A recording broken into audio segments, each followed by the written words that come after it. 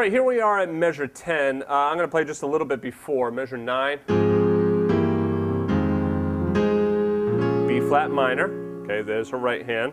There's the left hand. Okay. So root 5 7, 3 5 7 3.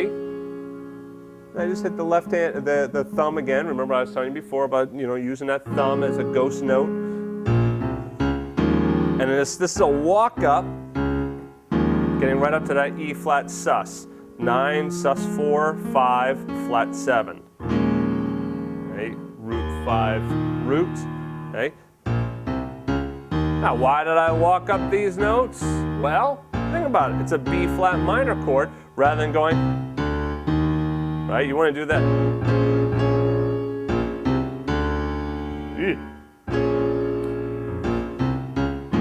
That sounds better, right? And then that E flat 7 comes in just a little bit ahead of time. It's an anticipation. So 1,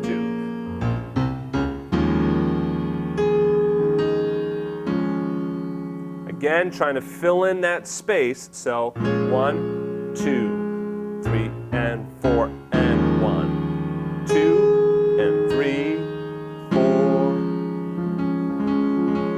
And then here, this is really a D flat triad, but you can still think of it. Still that E flat sus. There's the 9, the sus 4, and the flatted 7th. And you can go down there if you wanted to, but it's really right there. Root 5, root 9th, 3rd. Hit that E flat again.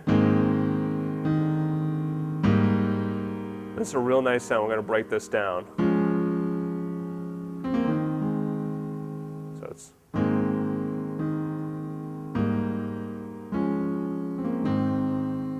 So what's going on is, there's your 1 chord, A flat, E flat with A flat in the bass, so E flat over A flat, D flat over A flat, then back to A flat. Okay, but rather than playing that E flat and D flat down there, you just do that. So it's E flat, D flat, A flat. So if you played just octaves down there,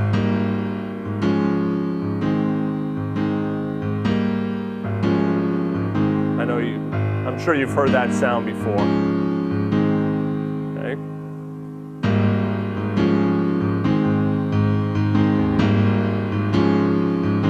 So,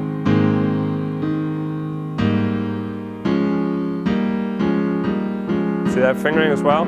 3 and 5 to 2 and 4. And then 1 to 2 down there. Now why 3 and 5 to 2 and 4? Because you're able to get a legato sound. Legato sounds smooth and connected rather than hear that break in there versus no break in the sound. And you see that I'm not using the pedal either.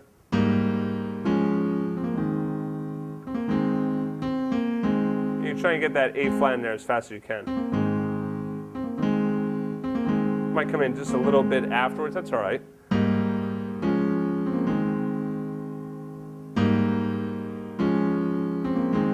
So it's the 5 to the 4 to the 1, all with the 1 in the bass. Okay. So again, from measure 10. Sorry.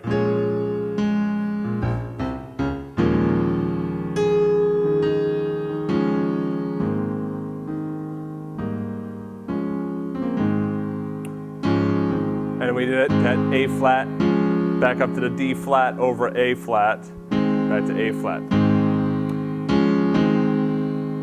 And then G minor 7, flat 5, there's your right hand, root, flat 3rd, and your 11th. Notice there's no flat 5 in there, right? Right, yeah, but there's your flat 5, so we still write it as a G minor 7 flat 5.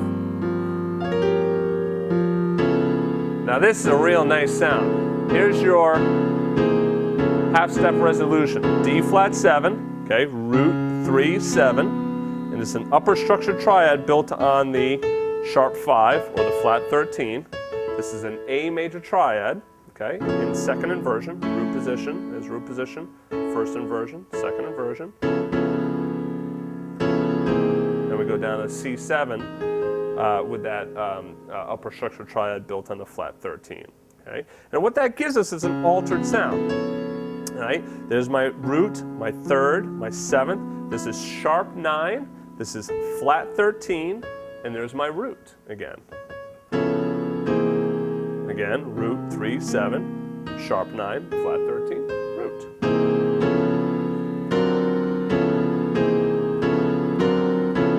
In fact, a student was asking about that chord. I think, what chord were they doing? I think they were doing something like that.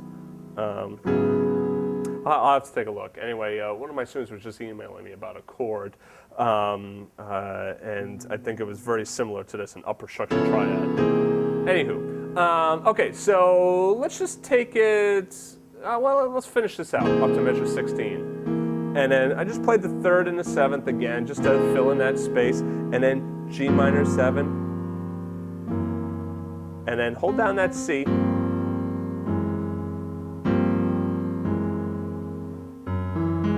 This is G flat 7. So there's a root 7th and 9th. So G minor 7, root 7, root 3rd, 11th. And then root 7th, 9th. And then to F minor.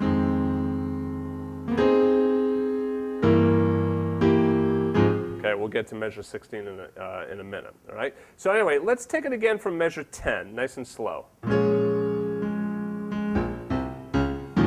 See, I can add a little rhythm in there.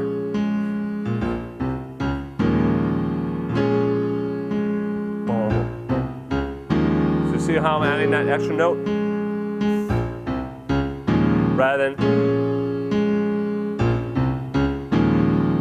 okay, I can do that if I want, it sounds fine as well.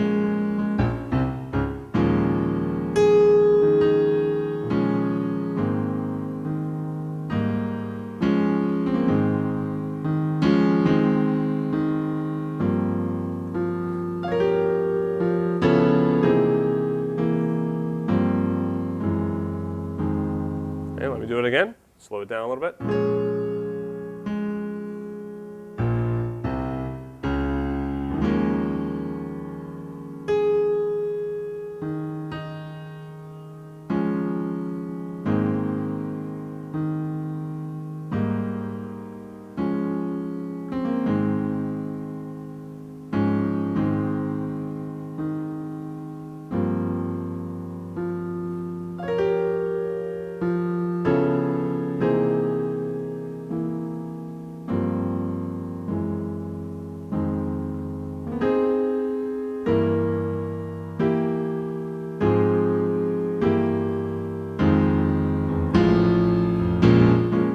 All right, so anyway, we'll pick up the rest of that in the next chapter. So, see you in a minute.